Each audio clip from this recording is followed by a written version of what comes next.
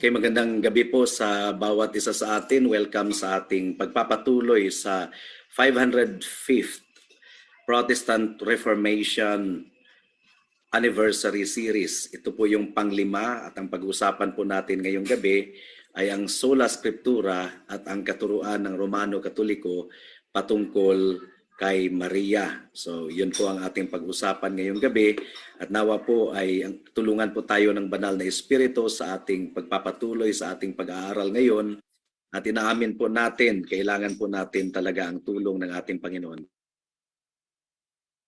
Kailangan po natin ang tulong ng ating Panginoon sa ating gagawin ngayon. Before po tayo mag-start, tayo po muna ay umawit ng isang hymno and it's entitled Praise to the Prophet, Priest and King, Our Redeemer.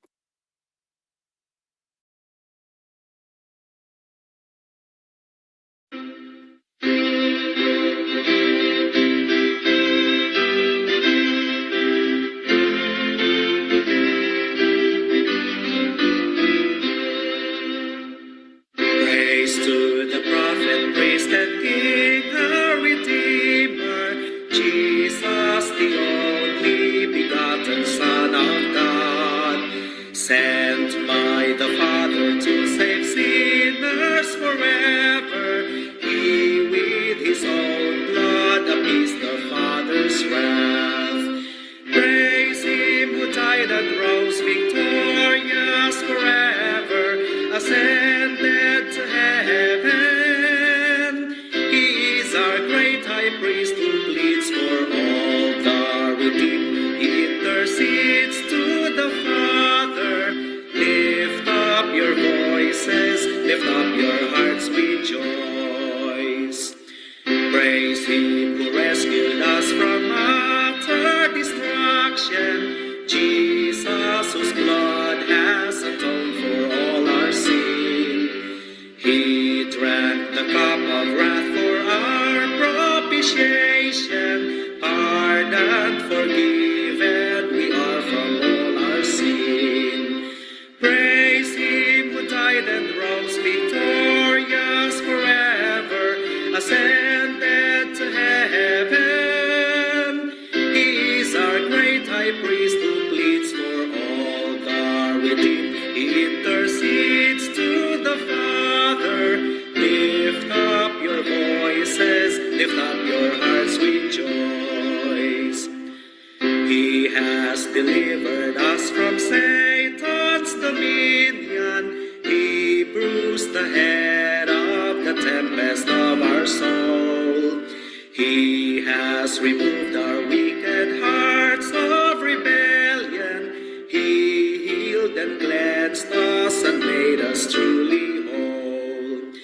Praise him who died and rose victorious forever, ascended to heaven. He is our great high priest who pleads for all the redeemed. He intercedes to the Father.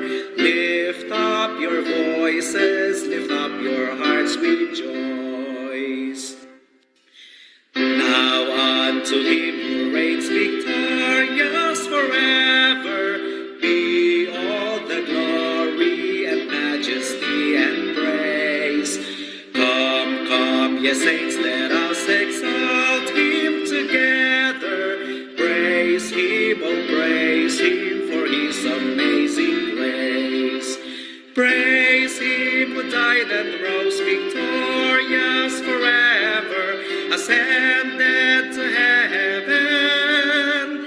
He is our great high priest who pleads for all the redeemed. He intercedes to the Father.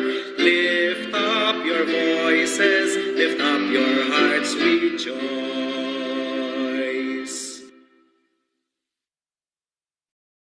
Tayo po ay manalangin.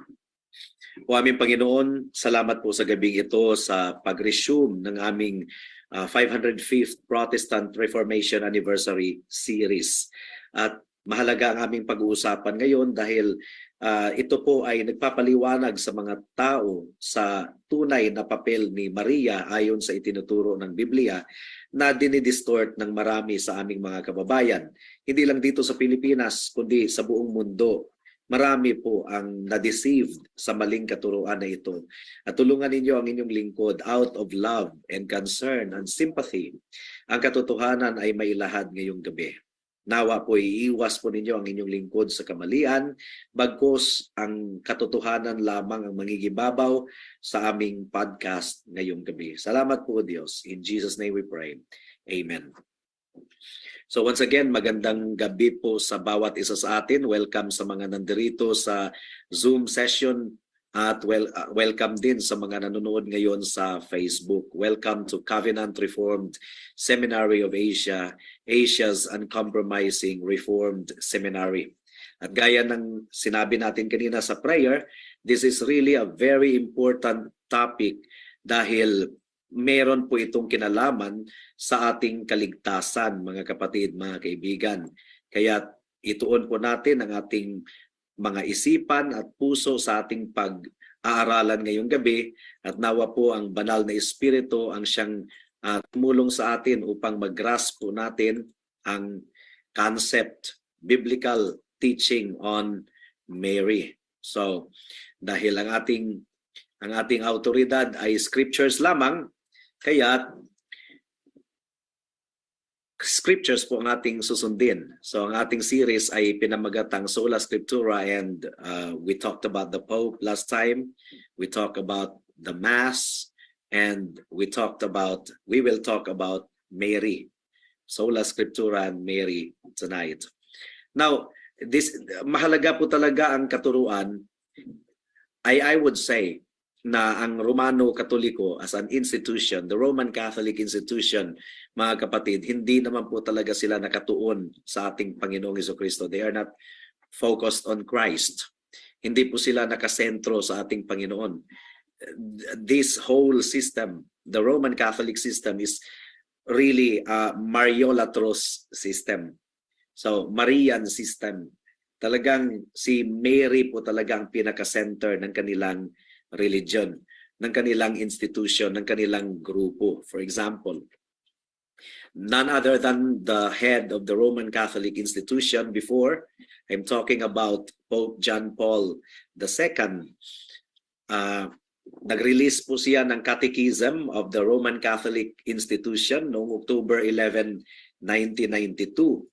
Ito po yung official source ng kanilang teaching na dinistribute po sa mga tao 25 years ago. 25 years ago. No, not 25 years ago. This is 30 years ago. 1992. So yeah, this is 30 years ago. Nirelease ni Pope John Paul II ang Roman Catholic Catechism 30 years ago. Ang kaniyang introduction, sinabi po niya dito, I beseech the Virgin or I beseech the Blessed Virgin Mary, Mother of the Incarnate Word and Mother of the Church, to support with her powerful intercession the catechetical,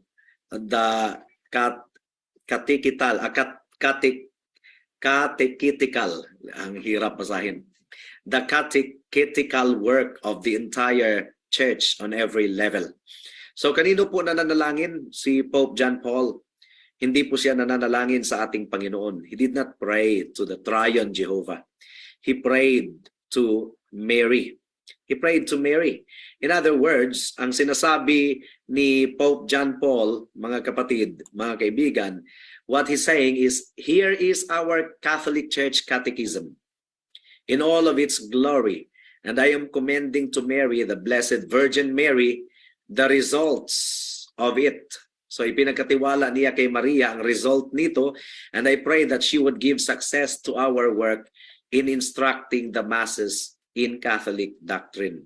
So, hindi talaga siya nananalangin sa Triune Jehovah. Nananalangin po siya kay Mary. Nananalangin po siya kay Mary. At noong motto kasi ni Pope John Paul, itong sinasabing, I'm yours. I'm totally yours. Ang ibig sabihin ni Pope John Paul dito, Mary, I am totally yours. This is not addressed to the triune Jehovah. This is not addressed to the Father, the Son, and the Holy Spirit. This is really addressed to Mary. So this was the Pope, the leader of the Roman Catholic institution, at ito po yung kaniyang pananaw sa kaniyang spiritual life, that he is totally of Mary's.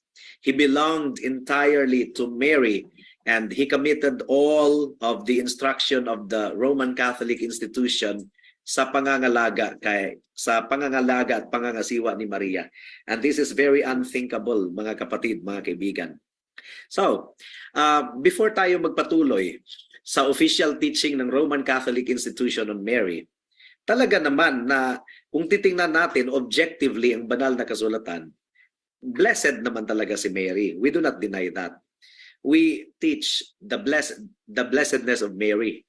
Mary is blessed according to the biblical definition of blessedness, not according to the idolatrous definition of the Roman Catholic institution of blessedness. So, ano ba ang sinasabi ng Biblia patungkol kay Maria at papaano siya naging mapalad?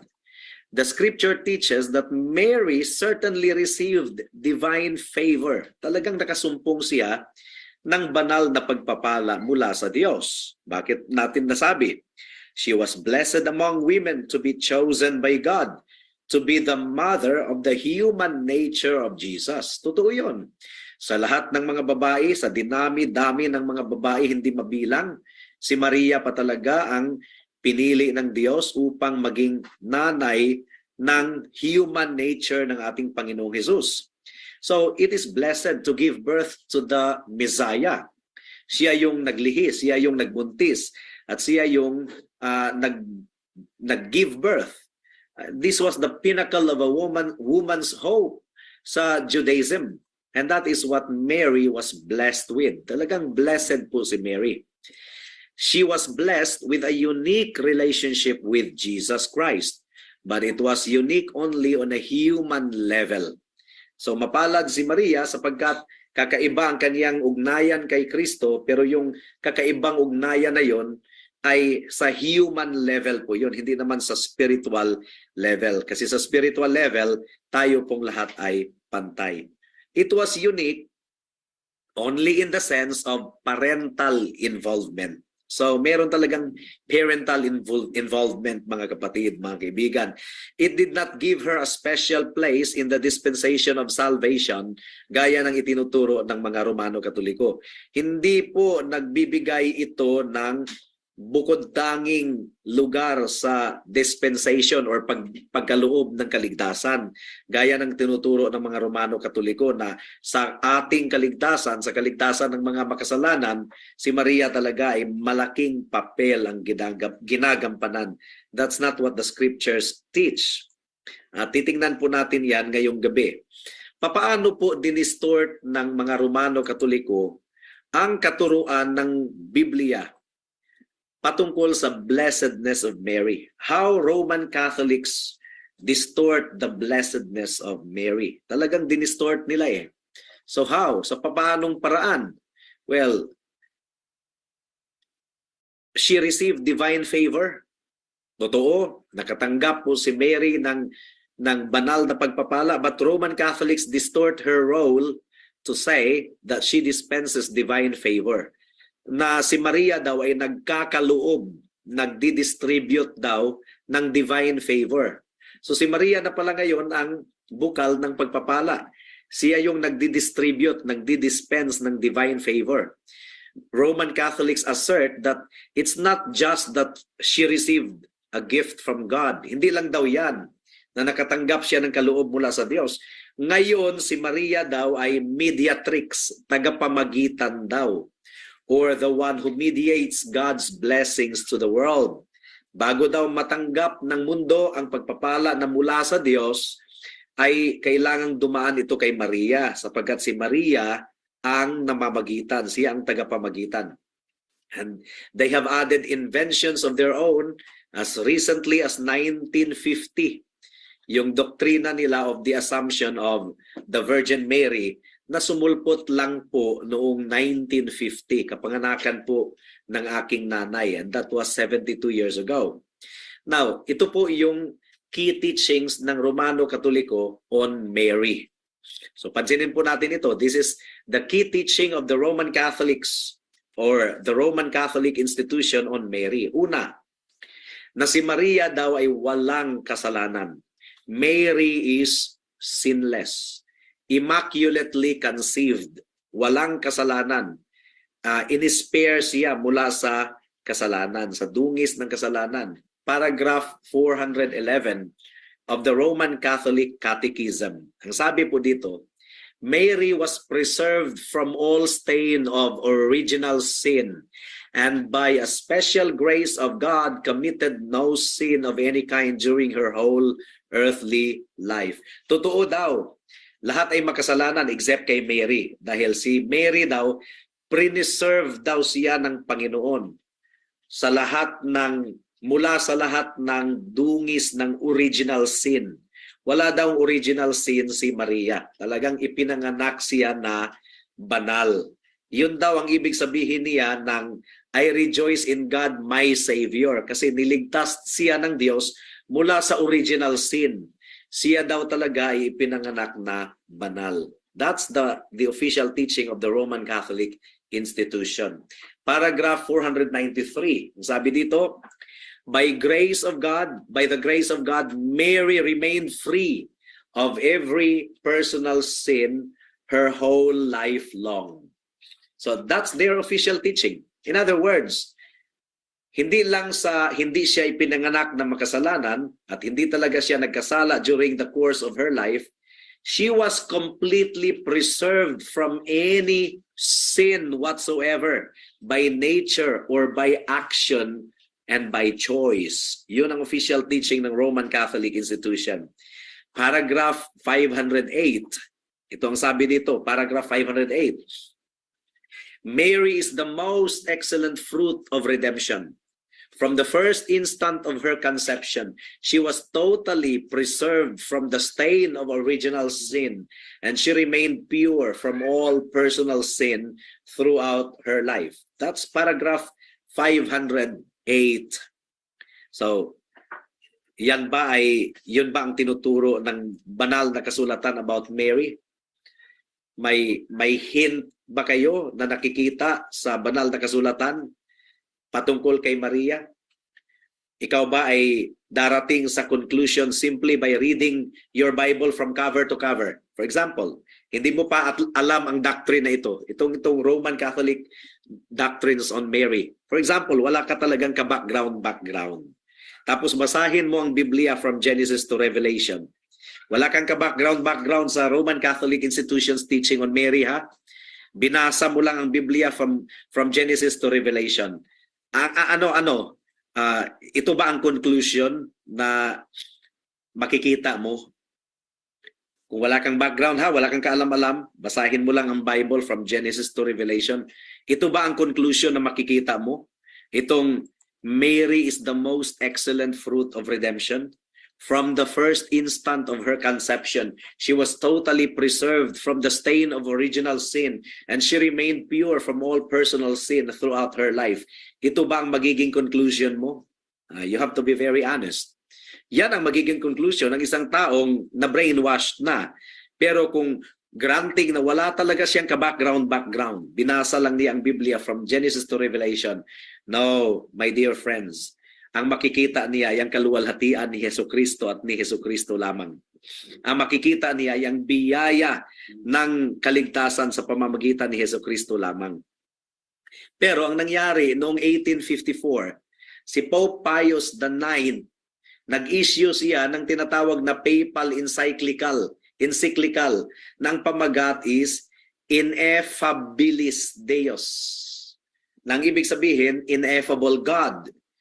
At dito po dinefine ang Mary's alleged immaculate conception. Dito po dinefine ang immaculate conception of the Virgin Mary noong 1854 na. This is 1,800 years after Christianity, after the church was established. This was 1,800 years. For example, pakinggan po natin ang paragraph 491. Itong sinasabi dito, the most blessed Virgin Mary was, from the first moment of her conception, by a singular grace and privilege of Almighty God, and by virtue of the merits of Jesus Christ, Savior of the human race, preserved immune from all state of original sin. So immune talaga si Mary, hindi talaga siya tatablan ng kasalanan. In other words, si Maria, hindi niya namana ang kasalanan na ating namana mula kay Adam. From the head of the human race, exempted po si Mary noon. Ang turo ng mga Romano Katoliko, God preserved her from that. And here's the thing na gusto nating isipin po ng bawat isa. They defined this doctrine. Dineclare nila ang doctrine na ito noong 1854. That was 1,750 years after the close of the biblical canon. 1,750 years. Natapos ng maklose ang biblical canon as we have studied na sa maraming beses in the past. Now, don't you think kung ang Biblia ay ituturo natin, kung ang Biblia ay nagtuturo nito, somebody would have found it sana noong AD 100 pa. Kung talagang itinuro ito ng Biblia, matagal na sanang na-discover ito. Bakit noong 1854 lang? Imposible, AD 100, wala talagang nakakita nito. Kung ito talaga yung teaching ng Bible. AD 300, wala talagang nakakita nito. Kung ito talagang itinuturo ng Bible. Why 1,750 years? Yung sinasabi nilang, this has always been what the church believed. That's not true. That's a lie. Hindi talaga totoo yun. That's just fabrication, manipulation. So, yun ang unang yun ang unang turo ng mga Romano Katoliko about Mary. Una, Mary is sinless. Pangalawa, Mary is perpetual virgin. Hindi daw talaga siya nagalaw ni Joseph. Hindi talaga na-consummate ni Joseph at saka ni Mary yung kanilang marriage, yung kanilang pag-aasawa. Na-deprived talaga si Joseph. Na-deprived. Hindi talaga na-consummate ni Joseph. Walang nangyari sa kanilang pagsasama bilang mag-asawa. Yun ang nakasaad sa paragraph 499 ng kanilang catechism. Sabi dito, the deepening of faith in the virginal motherhood led the church to confess Mary's real and perpetual virginity even in the act of giving birth to the Son of God made man. So kahit nung lumabas si Jesus Christ sa sinapupunan ni Mary o sa pintuan, sa puwerta ni Mary, talagang talagang nanatiling virgin si Mary. The liturgy of the Roman Catholic religion or institution celebrates Mary as the ever virgin. Sineselebrate talaga si Mary as the ever virgin. For example, paragraph 510. Sabi dito, Mary remained a virgin in conceiving her son, a virgin in giving birth to him, a virgin in carrying him, a virgin in nursing him at her breast, always a virgin. Grabe, no? Virgin, pati yung kanyang breast ay virgin. So, ang kanilang katuruan is that even when she delivered birth, kahit nung nanganak si Maria, it did not violate her virginal integrity. Yan ang turo ng mga Romano Katoliko. That is the phrase that is used to describe that, virginal integrity. And by a supernatural act ng ating Diyos, priniserbar ng Diyos si Maria, even her original integrity in the delivery of Christ. Hindi daw talaga siya nadungisan, hindi nawala ang pagka-virgin ni Mary nung siya po ay nanganak. So pangatlo, isa-summarize lang po natin ang maling katuruan ng mga Romano Katoliko patungkol kay Mary. Pangatlo, hindi lang si Mary sinless at all times, hindi lang si Mary nananatiling virgin forever, but she was assumed into heaven at the end of her life. Umakyat din siya sa langit, na-assume siya sa langit. Na-assume. Kung ano ang nangyari, inequal kasi nila si Mary at saka si Jesus eh. Pilit nilang ginagawang equal. So na-assume din si Mary. Hindi ascend, kundi assumed. She was assumed to heaven. Lumabas ang doctrine na ito noong 1950 under Pope Pius XII, na ang title po nito ay Munificentissimus Deus. So the most bountiful God, yun ang ibig sabihin yan. At dinefine ang doctrine na tinatawag na Assumption of Mary. At itong doctrine na ito ay si Mary ay umakyat sa langit body and soul. Hindi siya nakaranas ng pagkabulok. She did not receive any decay at the end of her life. God did miraculously took her up to heaven in a way unique to Mary. At si Mary lang ang bukod tanging nangyari po ito.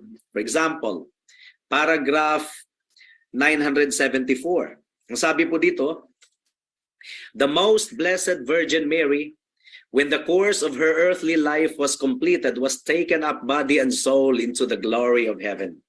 Grabe. Where she already shares in the glory of her Son's resurrection, anticipating the resurrection of all members of his body. So that's the Roman Catholics' unbiblical view of Mary, mga kapatid, mga kaibigan. What else? Abay, marami pa. Mary is the mother of God and the mother of the church. Roman Catholics credit Mary with the conversion of believers and say that she intercedes for them at the right hand of her Son in heaven now.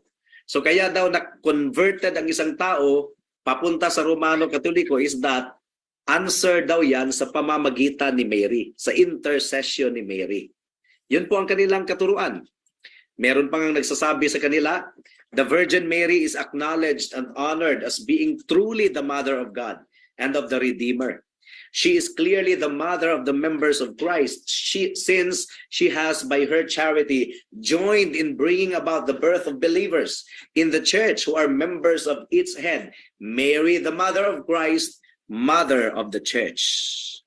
So, ang tanong, mababasa mo ba ang language na yan sa Biblia? At kung mababasa mo yung language, ano ang take ng mga tao? Talagang dinasalan ba nila si Mary? Sinamba ba nila si Mary? Meron pa nga nagsabi sa kanila, from the most ancient times, the Blessed Virgin has been honored with the title of Mother of God. From the most ancient times daw. That's not true. That's not true. Listen to it. To those to whose protection the faithful fly in all their dangers and needs. Kaya sa oras ng pangangailangan, sa oras ng kapighatian, at sa oras ng panganib, talagang ang mga Romano Katoliko ay mas komportable na manalangin kaysa kay Jesus. Kasi nga, si Mary ay motherly, mas komportable sila na manalangin sa kanya kaysa kay Jesus. In other words, kung ang mga believer daw ay haharap ng problema or struggle at kahirapan sa buhay, when they are on the verge of death, kanino sila pupunta? They go to the Virgin Mary. Talagang lilipad sila kay Maria in all their dangers and needs. At sinasabi po nila, our Father who art, Hail Mary, full of grace. The Lord is with you. Blessed are you. Ganon.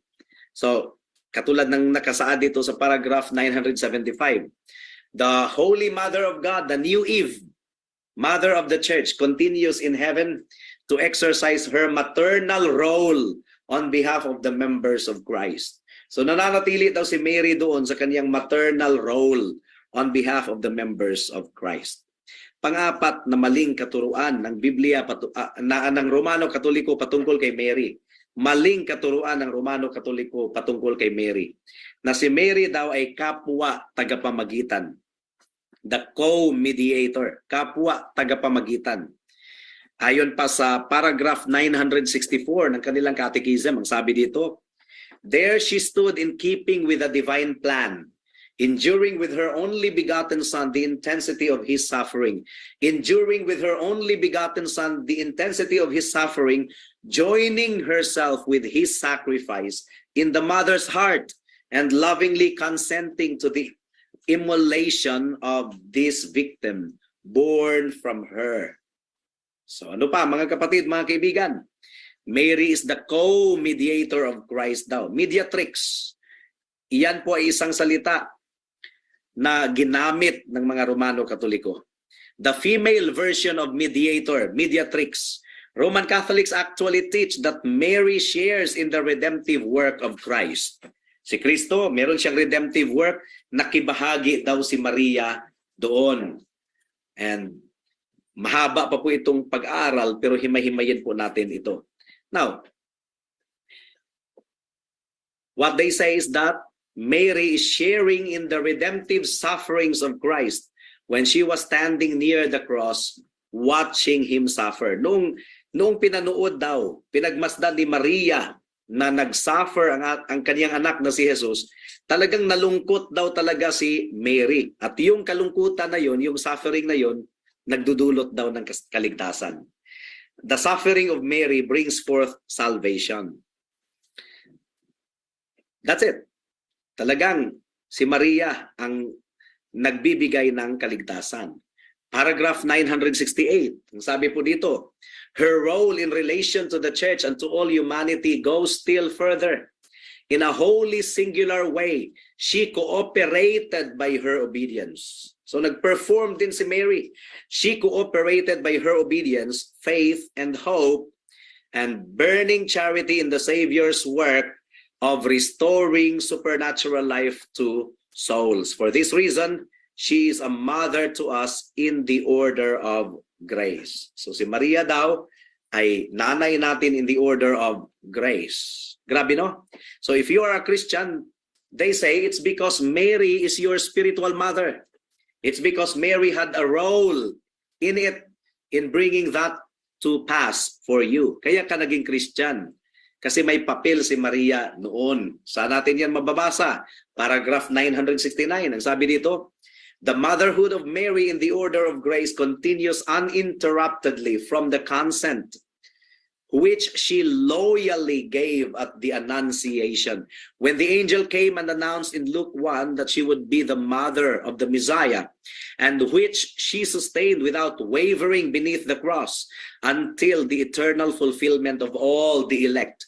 Taken up to heaven, she did not lay aside this saving office but by her manifold intercession continues to bring us the gifts of eternal salvation. Therefore, the Blessed Virgin is invoked in the Church under the titles of Advocate, Helper, Benefactress, and Mediatrix. Well, tama yung sinabi ni Aliamino, Mary, the Ark of the New Covenant daw. The Ark of the New Covenant. Si Maria ang Ark of the New Covenant. Now, makinig po tayo. Sino ba ang advocate?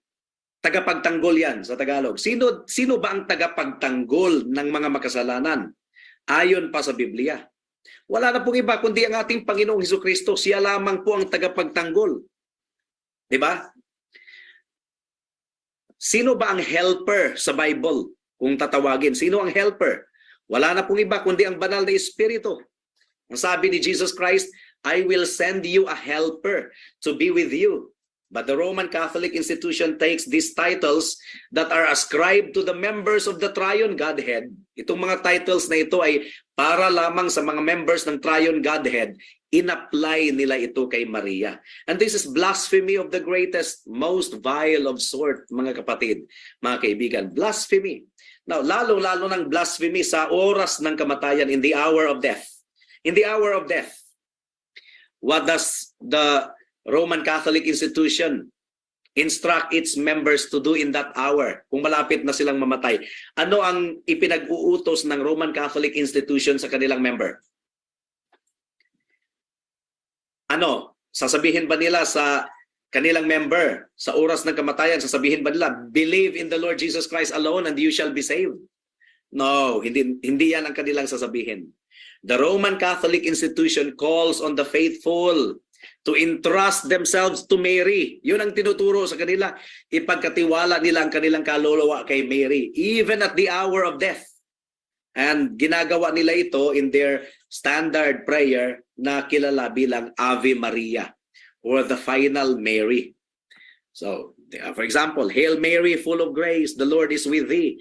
Blessed are you among women, and blessed is the fruit of your womb, Jesus.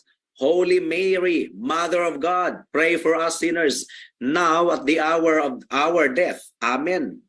So, Talagang tinuturuan sila na tawagin ang pangalan ni Mary sa oras ng kanilang kamatayan.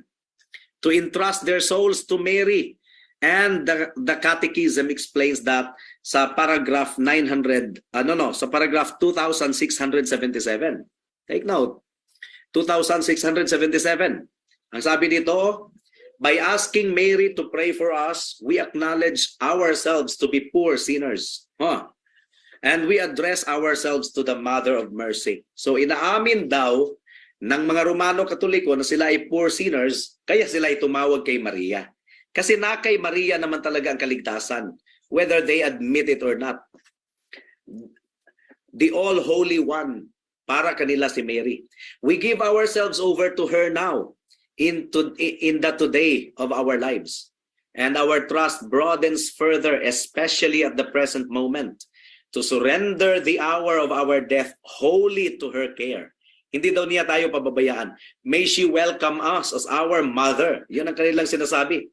At the hour of our passing, to lead us to her Son, Jesus in paradise. Pakinggan po natin.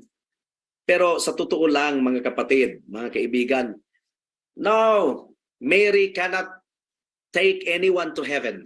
Hindi talaga makakadala ng kahit isang kaluluwa si Mary papunta sa langit. Yung mga nagtitiwala lamang sa ating Panginoon, nanampalataya lamang sa ating Panginoon, at the hour of death, will take the next living breath in eternal damnation. Yung nananampalataya lang sa Kanya.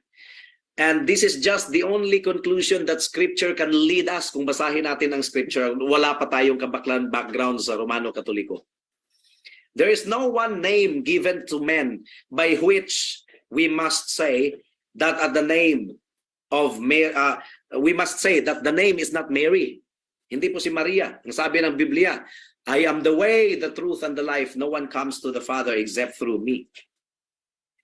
Yun ang sinasabi. For there is no name given under heaven by which men will be saved. The name of Jesus Christ alone. Now, kung pakinggan po natin si James MacArthur. James MacArthur. Siya po ay dating Roman Catholic member. Ang sabi niya, this is the Mary of the Roman Catholicism.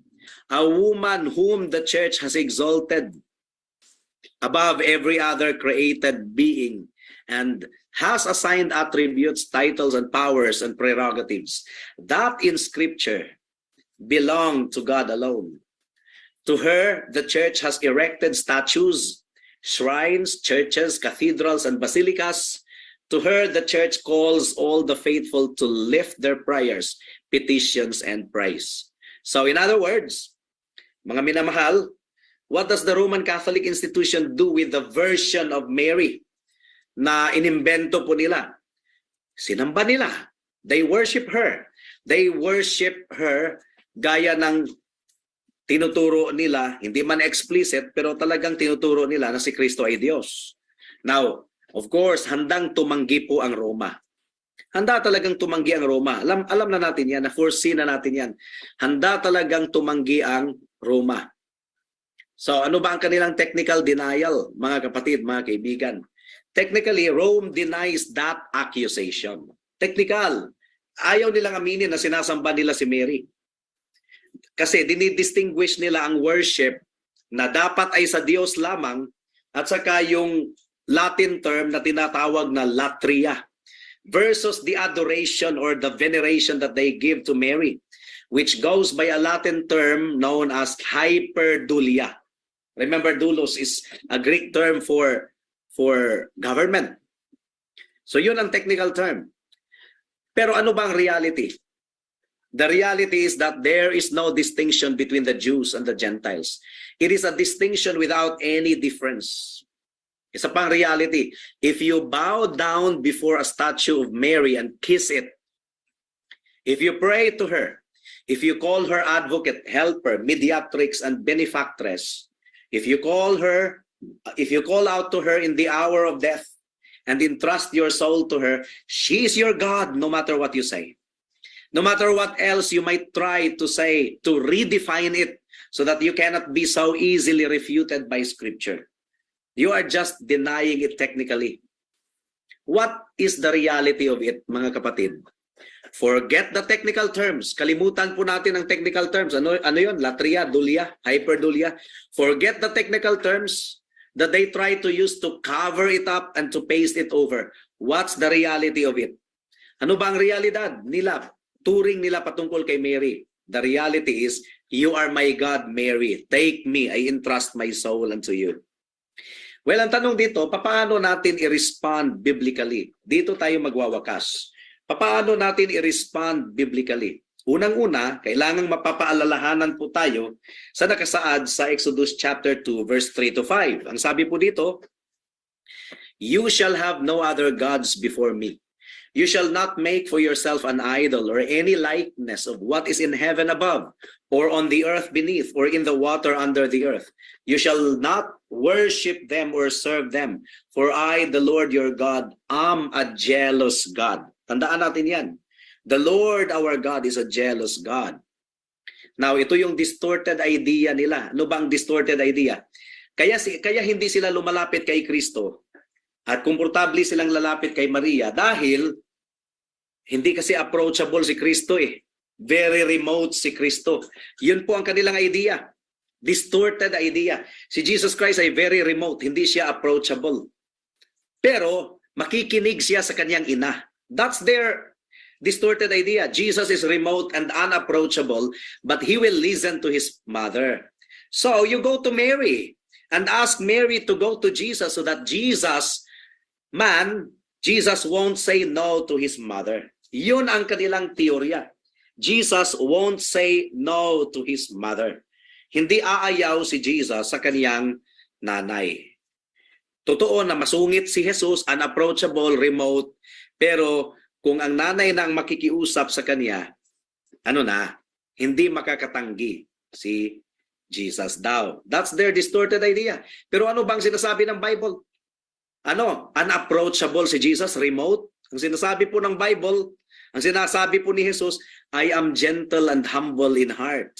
Come to me, you who labor and are heavy laden, and I will give you rest. Come to me. Yun ang sinasabing malinaw. Come to me. Lumapit kayo sa akin. I am gentle and humble in heart. And yet they say that Jesus is remote, unapproachable daw si Jesus. Grabe, no? Unapproachable. Under what kind of false assault on the glory of Christ is he described as someone who is remote and unapproachable? That is a direct assault. Sa ating Panginoong Hesukristo, that is a direct attack. Dahil hindi yan si Jesus. Si Jesus ay nagsabing, I am gentle and humble in heart. Come to me, all of you who labor and are heavy laden, and I will give you rest. Distorted idea. Far to the contrary, Christ approached man when he left heaven and came to earth. Si Kristo unapproachable? Kabaliktaran, si Kristo ang bumaba mula sa langit. He approached man. Lumapit talaga si Kristo sa tao. Christ approached man when he left heaven and came to earth. Malinaw dyan. Jesus Christ is the friend of sinners. Not Mary. He is the friend of sinners. And Christ, out of his glorious and gracious character, ay talagang tatanggapin niya ang ating panalangin. Di ba? Mula mismo sa bibig ng ating Panginoon, call upon the name of the Lord and you will be saved. Christ approached man in his suffering on the cross, that man may be reconciled to God.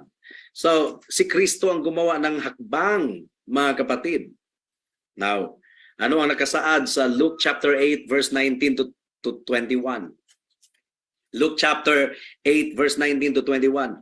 Then his mother and his brothers came to him, but they could not reach him because of the crowd. So, tingnan ninyo ang kanilang teorya, unapproachable kuno si Jesus, remote. So, lalapit tayo sa nanay kasi hindi siya makakahindi sa kanyang nanay. O ito, gustong lumapit ang kanyang nanay sa kanya at mga kapatid. Verse 20, and he was told, your mother and your brothers are standing outside desiring to see you. But he answered them, my mother and my brothers are those who hear the word of God and do it. Si Jesus, remote, unapproachable, kailangan pang i-charm ng kanyang nanay para makinig. Gusto na ngang makipagkita ni Maria at ang kanyang mga kapatid kay Jesus Pero masasabi natin na hindi talaga pinagbigyan ni Jesus. Wala namang nakasaad sa Biblia na hinarap niya ang kanyang mga magulang. On the contrary, talagang dinefine ni Jesus na ang kanyang family ay ang mga sumusunod sa kalooban ng Ama. So in other words, ang family of God ay hindi biological. Ang family of Christ is spiritual. Spiritual ang family, hindi biological. Hindi po. Not biological. Luke 11:27. Ang sabi dito, and he said these things. A woman in the crowd raised, as he said these things.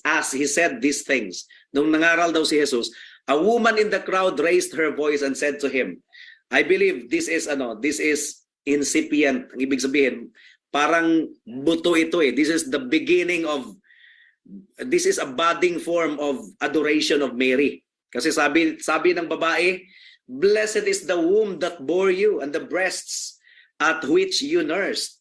So, parang seed ito sa Mariola tree. As early as during the time of Christ, talagang meron palang tukso na doon mag-focus sa nanay. Pero ano ang sagot ni Jesus sa verse 28? Sinakyan ba ni Jesus? Yeah, blessed is my mother. Go to him. Go to her. Come to her. Pray to her. Yun bang sinabi ni Jesus nung sinabi ng babae, blessed is the womb that bore you and the breasts at which you nursed? Ang sabi ni Jesus, but he said, blessed rather are those who hear the word of God and keep it. So, nakita po ninyo yung tema, mga kapatid, mga kaibigan, ni-reject ng ating Panginoong Hesukristo ang association of elevating His mother. And He says, the ones who are blessed, ang tunay na mapalad, are the ones who hear the word of God and do it, who observe it. Ang mga tao na tumanggap sa salita at sa pamamagitan ng pananampalataya ay ipinamumuhay at sinunod ito, those are the ones who are blessed. Hindi yung elevation ng kanyang mother.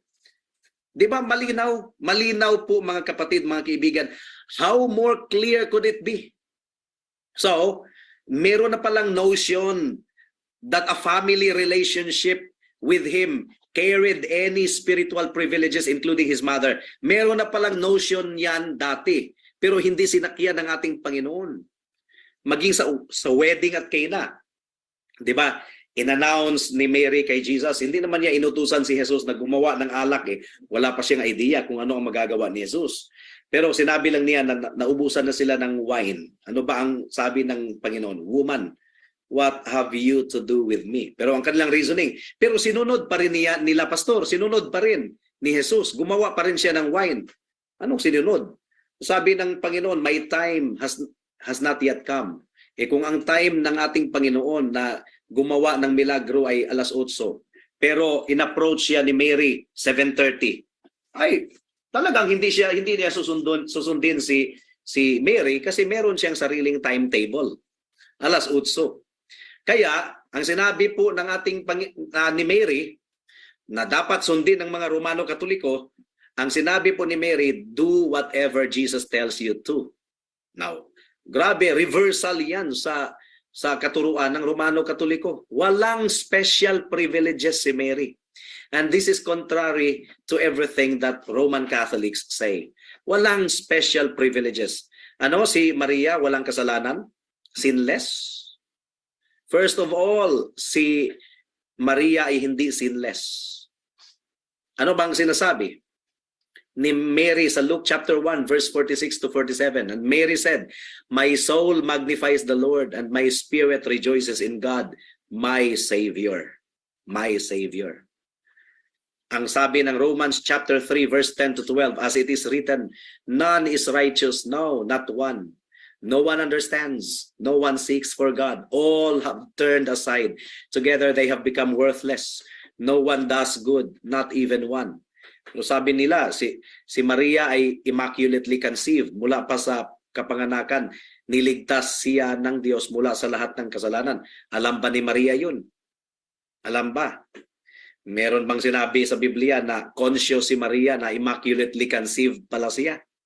No. Talagang dinagdagan nila ang banal na kasulatan. I would rather stick to the explicit teaching of the scriptures. Matthew chapter 1 verse 25. Ano?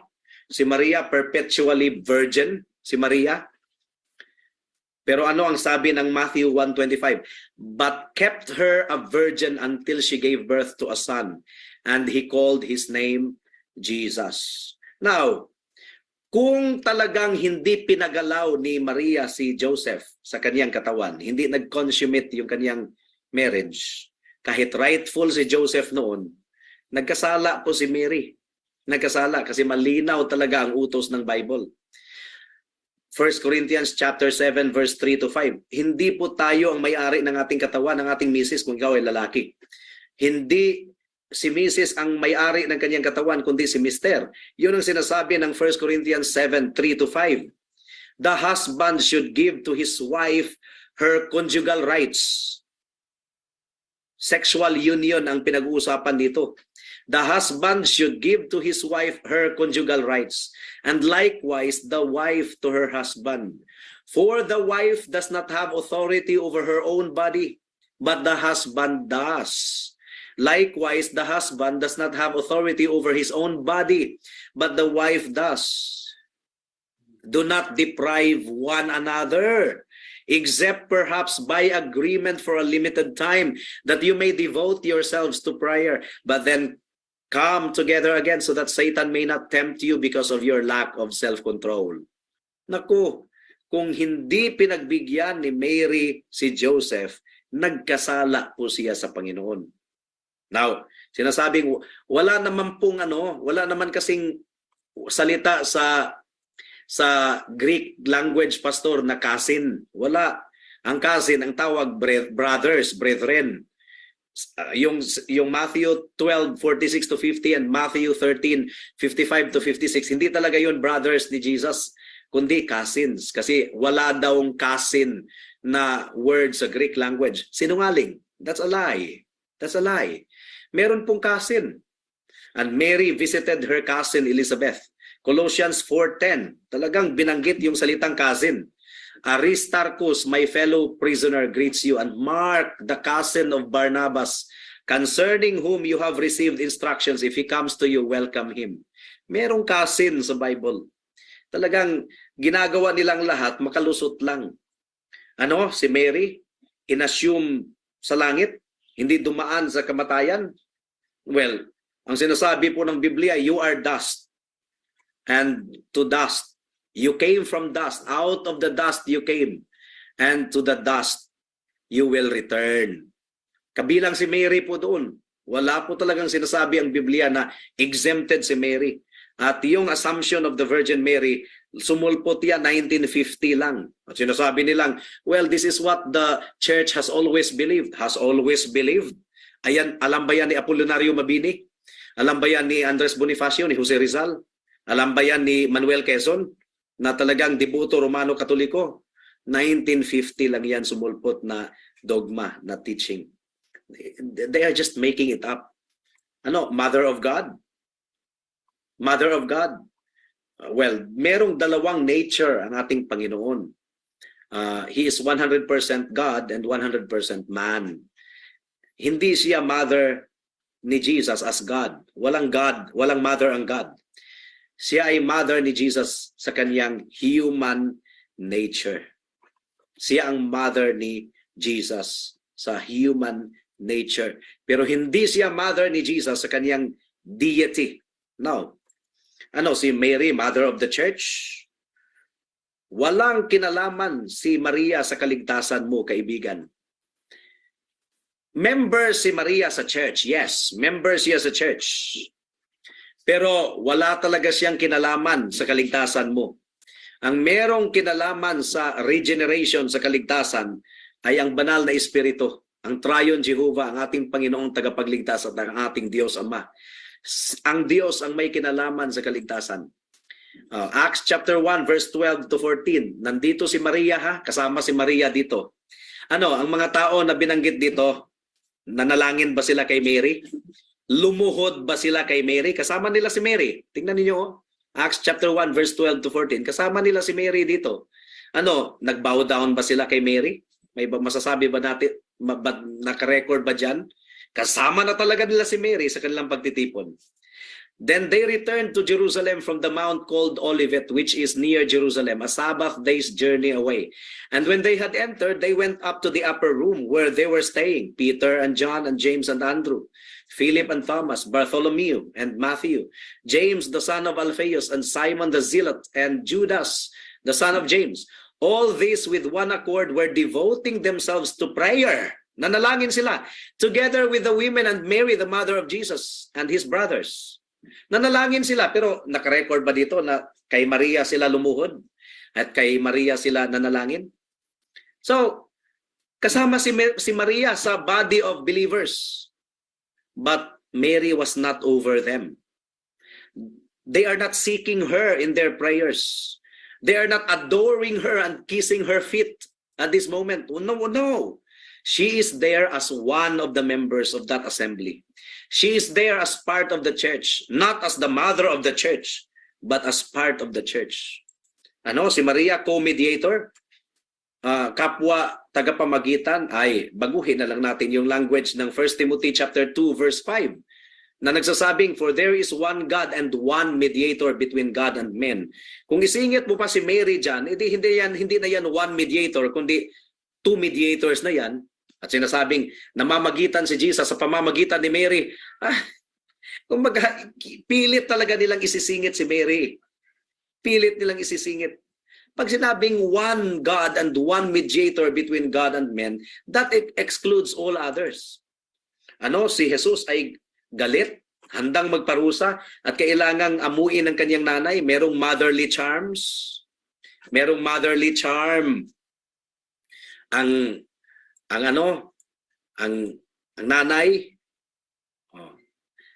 may nag-type dito, the Lord Jesus has Mary's blood because she was the one who nurtured him in her womb. Ang sagot daw niya, almost all of us were nurtured by the powdered cow's milk. Will that make us relative of the cow? Good idea. Very good. Gagalit sila niyan. Grabe, no? Talagang motherly charm. Sa John chapter 14 verse 13 and 14. Remember na sinasabi ng mga Romano Katoliko, go to Mary, pray to Mary, and she will exercise her motherly charms on her son. Now, ano sinasabi ng John chapter 14 verse 13 to 14? Whatever you ask in my name, that will I do. Grabe ang pangako ng ating Panginoon, no? Whatever you ask in my name, that will I do, so that the Father may be glorified in the Son. If you ask me anything in my name, I will do it. Ito ay paanyaya mula kay Kristo. Come to me directly. Sabi ng ating Panginoon, you should pray, you are to pray to God in my name, not in the name of the Mother. Wala talaga. At noong nagpaturo ang kaniyang mga disciples kay Jesus kung paano manalangin, hindi naman sinabi ng ating Panginoon, when you pray, call on my mother when you pray. No, ang sabi ng ating Panginoon, when you pray, this is how you should pray. You should pray like this, Our Father, who art in heaven, hallowed be your name, your kingdom come, your will be done on earth as it is in heaven. Ano ba ang suffering ni Mary? Sa madaling sabi, ang suffering ni Mary, sentimental. Gaya ng pagdurusa ng nanay na namatayan ng anak. Emotional, sentimental ang suffering ni Mary. Pero hindi po nagliligtas. Hindi nagliligtas ang suffering ni Mary. Without the shedding of blood, there is no forgiveness of sin. Si Jesus ang nagpadanak ng dugo. Si Jesus ang tumanggap sa lahat ng puot at galit ng Ama. Siya ang naging kasalanan upang tayo ay maging katuwiran sa kanyang harapan. 2 Corinthians chapter 5 verse 21. Si Mary, ang suffering ni Mary, sentimental lang. Nagdurusa lang siya sa kanyang puso. Hindi tayo unsympathetic, ha? Talagang nakakalungkot yan. Ang nanay mamatayan ng anak. Hanggang doon lamang ang suffering ni Mary. But that was not saving. Ang nature ng suffering ni Mary ay walang sinasabi ng suffering ni Jesus doon sa cross.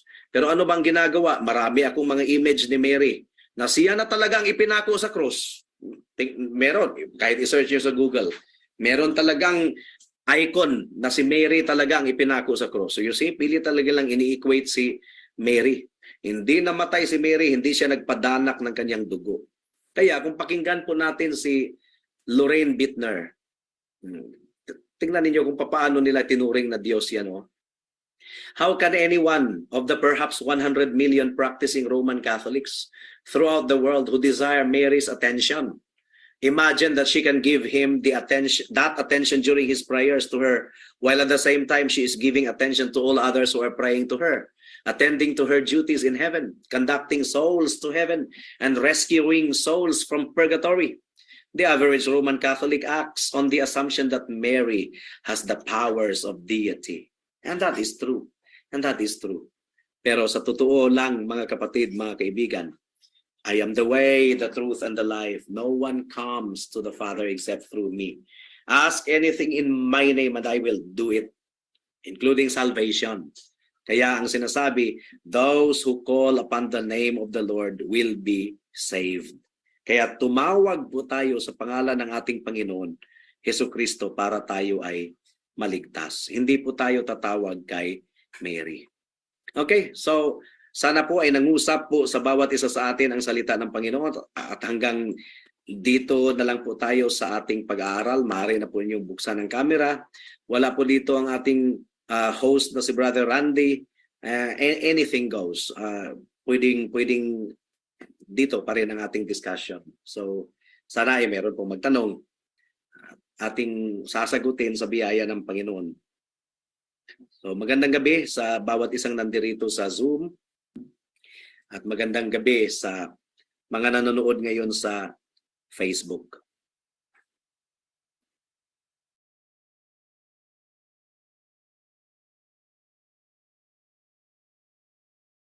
Magandang gabi, Pastor Mel. Magandang gabi.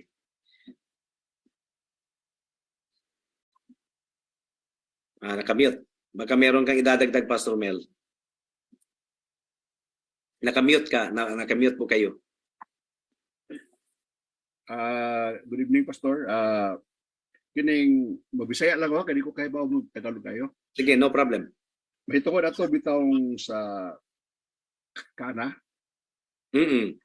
chapter 2, verse 4. Sa New King James, ngayon, woman, what does your concern have to do with me? Ang akong translation na sa Bisaya, babae, unsay labot na ako sa imong gikagulaan. So, makaingon ko sila nga di daw mabalibad si Mary. Pero kaning statement niya, unsay labot na ko sa imong kikagulaan. Dapat ilan yung hinuktukan ba? Yeah, in short, ang magbuot, as a matter of fact, sa next verse, na iyon siya, whatever his mother said to the servants, whatever he says to you, do it. So whatever the Lord says to us, that we should do. Oo. Maula, Pastor. Salamat. Oh, dito, sakto yun. Sakto. Sakto. Unsa may labot nako sa imong gikagulaan. Kaya ang concern manggod ni Mary, ang pagtagbo lang sa bino. Niya kaya ang concern ni Jesus, ipakita ang iyang kahimayaan. Mo ba ang concern? Di ba, ang concern ni Jesus, ipakita ang iyang kahimayaan. Ang concern lang ni Mary, wala na ibino, wala na ilim nun. Aman ragyod, diha ang concern ni Mary. Di ba? Kana sa tingali ato nang ma-apply sa mga tao ba ngayon nga si Mary, tungod kay inahan, kanunay siyang kanang concern sa iyang mga anak, tungod kay siya inahan. Pero that statement alone, nag-iwan siya, say labot na ko sa imong gikagulaan. That's why si Mary ingon nga, well, whatever he says to you, do it. So ato po binawon si Ginoong Jesus, dili si Maria. Tinuod, sakto jud kay sa nga tanan. Okay. Salamat, Pastor. Good evening, pwede po ba makahingi ng live sa link? Thank you po. Yan, na ako nang gi-type ang link sa FB Live. There is a kuan present here. Naputol po ang lecture. Is this just my connection o tayong lahat? Baka sa connection lang, no? Okay naman po sa ano. Okay, tuloy-tuloy naman po. Okay, lamok. Okay.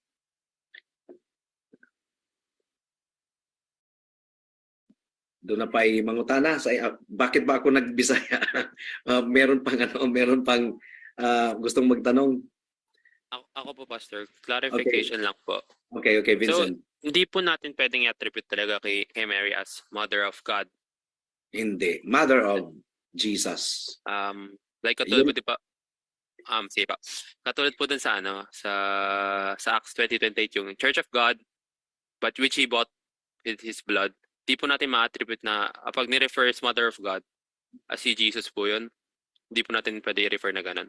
Delikado kasi siya. Delikado. Opo, magkakaroon ng confusion po, no? Magkakaroon ng confusion. Delikado. At saka yung Mother of God na term, sumulpot lang yan Mm. noong Council of Chalcedon na yung mga Nestorians ang para silang mga INC ngayong araw. Oh. Kaya nabuo yung statement yung phrase na Mother of God in order to counter the Nestorians. Hindi talaga yung phrase na yan, hindi talaga yung ginagamit ng church. Okay po. May nakausap po kasi ako na may nakausap po kasi ang kapatiran. Pinakita po ako na na yun nga po sa tungkol po kay Mary as nire-refer nga po ng Catholic as Mother of God. Though sabi niya po is di niya po dinideny yung na si Mary is Mother of God if si Jesus po yung nire-refer. Pero very po, no? Delikado po talaga. Delikado siya, magpupunta sa confusion. Okay po, Pastor. Thank you.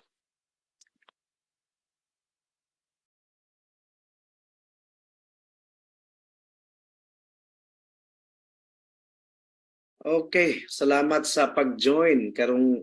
Salamat sa pag-join po ngayong gabi.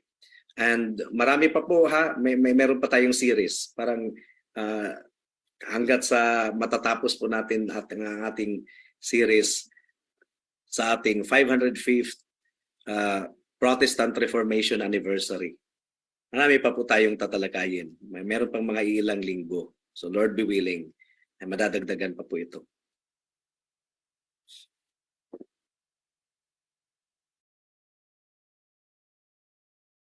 Okay, so let us close in prayer. Kung wala na pong magtanong ay meron pang idadagdag si Jake. Add ko lang po that Mary even acknowledged herself to be a servant of God. And Mary said, "Behold, I am the servant of the Lord. Let it be to me according to your word." Ang kanilang pagsabi, kung hindi daw pumayag si Mary, hindi sana maipanganak si Jesus. So dahil pumayag siya, bayani siya or Diyos na siya. Meron bang makakatanggi sa Panginoon? Si Jonas nga. Si Jonas nga, di ba? Talagang tumanggi si Jonas. Pero matanggihan ba ang Panginoon? Yun ang Kung ayaw pumayag ni Mary, talunan ba ang Diyos? Hindi. Dalawa lang ang posibilidad. It's either i-reject niya si Mary at maghahanap siya ng ibang babae or baguhin niya or kumbaga bigyan niya ng acceptance ang puso ni Mary. Ganun yun. So ang bida pa rin, ang Panginoon pa rin, hindi yung tao. Hindi yung tao. So free will. At sasabihin mong kung naligtas ka sa pamamagitan ng free will mo, pagdating mo doon sa langit, sabihin mo, Lord, pasalamat ka. Kami lahat ay nag-oo sa iyo out of our free will. Wala sanang tao ang langit mo.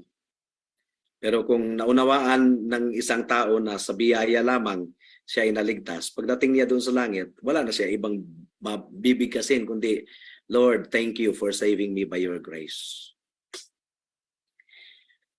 Sige, tayo po ay manalangin at hilingin po natin si Pastor Mel na i-close po tayo sa prayer.